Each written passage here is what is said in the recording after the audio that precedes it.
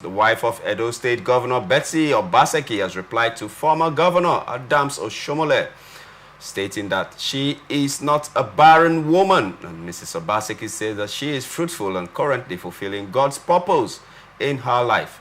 As reported by press, she explained that being fruitful is not limited to childbearing alone, but also about impacting the lives and creating positive change in the society. She stated this while speaking at a virtual town hall meeting organized by the Edo women in the diaspora on Saturday, September the 7th. And the governor's wife encouraged women like her who are coping with pains and miscarriages with comforting words. First of all, I do not intend for us to look into the debacle between Mrs. Obaseki and former Governor Oshiomhole, the present senator. But I intended to draw you in via the reasons for this whole debacle that started. It was as a means of passing information to the people via the manifestos that they have, the plans that they have for the people on the part of the APC for Bebolo, which Oshiomhole stands in for most of the time. And also Betsy Obaseki stood in for some time for Godalo. And these comments came in. And I knew that it was just one part of those vain aspects of human nature. But can we straighten the parts again? What do you believe should be at the top interest of Edo people? And I know that you are a stakeholder in Edo politics. What do you think Edo people deserve more in this coming dispensation, sir?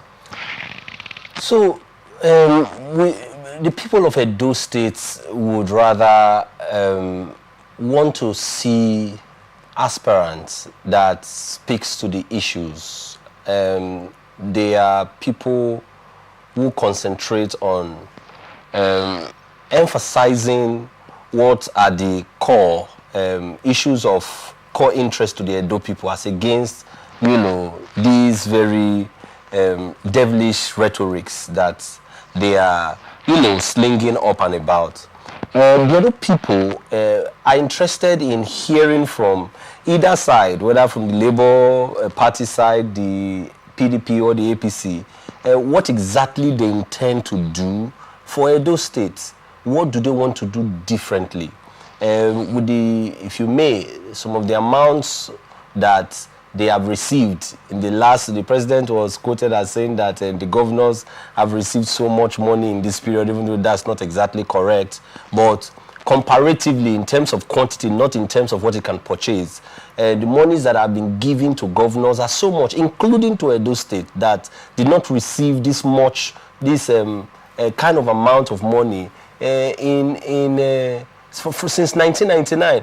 The Edo people want to know, if you receive this kind of money, how would that affect the health sector? How would that affect the livelihood of the entirety of those who are resident in Edo State and those who are even indigenous of Edo State? And not this kind of politics that we see, particularly the one that, the kind of jab that came from, Oshiomhole. It was totally uncalled for. If you are very if you are very particular, or if you watch the wrestling, you watch any of those competitions, you found that there are certain rules that you must not contravene. If you did, you'll be disqualified. There are certain places you will not, even with the boxing matches, there are certain places you must not touch below.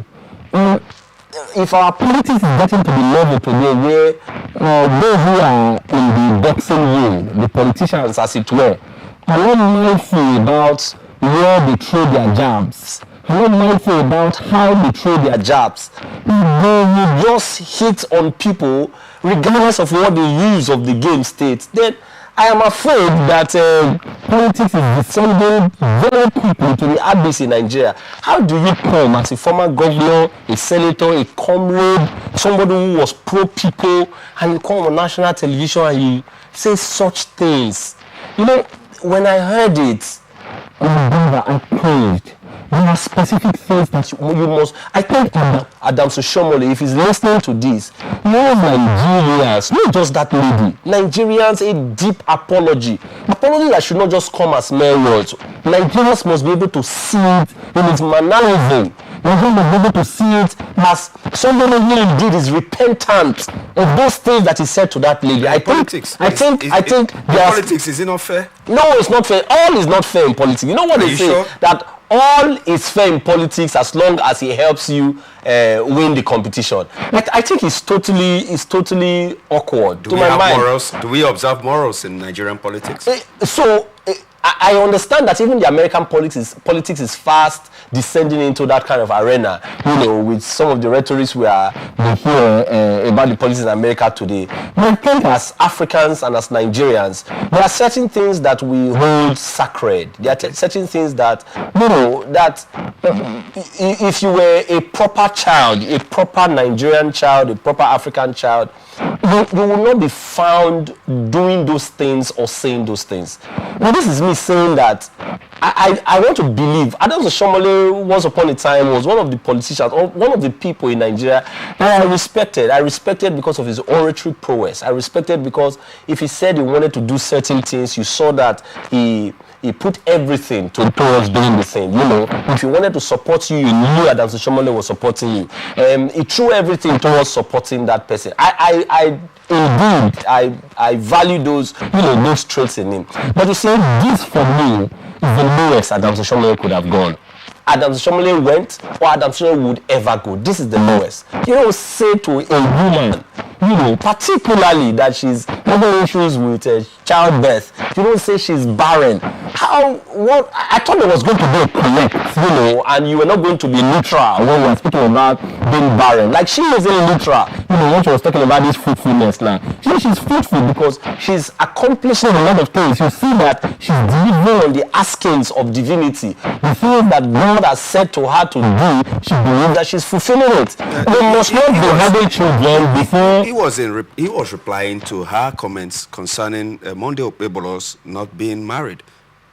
No. So what was said about that, for me, even though it was also not appropriate, it was not something that we could say was as severe as this. Okay. If you say a person was not married, I don't know how that is offensive. He is not married. How is that offensive? Yes, I'm not married. And that's not as offensive as it is for you to say I don't want to say they couldn't even adopt. They've been living for this number of years without. That was too low. It was too low, by my reckoning. I thought that Adam Oshiomhole should be told that he must come quickly to Nigerians and apologize. Okay. Being that you as a medical professional in that aspect, do you think that it is compulsory for one to be able to bear fruit, to be able to impact in the society, or for one to be married? That's the family, the nuclear family has to be picture perfect for political ideology to not necessarily. If you looked at the life, political life of the Clintons, you saw that they had just a child, Chelsea, right? You do not necessarily have to, if it's your decision. I don't know why this is something that we will be discussing as a matter of fact. Sitting there and discussing it, it should be taken to me that we're having to discuss the personal life of, not as it concerns politics. How does the decision of the current governor and the wife not to have children, for instance, I want to see how it affects their ability to be able to deliver on good governance. You don't understand. How do you connect it that if a person didn't have a child, the person will not be able to deliver?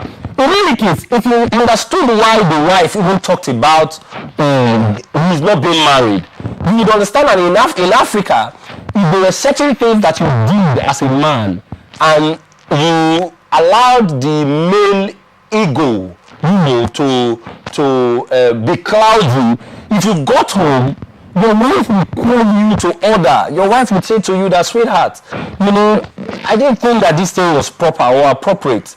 if a man did not have that kind of, balance, if you didn't have it, you can have it in a mother anyways, you can have it in a girlfriend. If a man didn't have that kind of balance, then the society that Nama was entrusted with leadership, you can see researches that will prove that that man would not be as sensitive, as emotive, as connected to the people as the office would demand.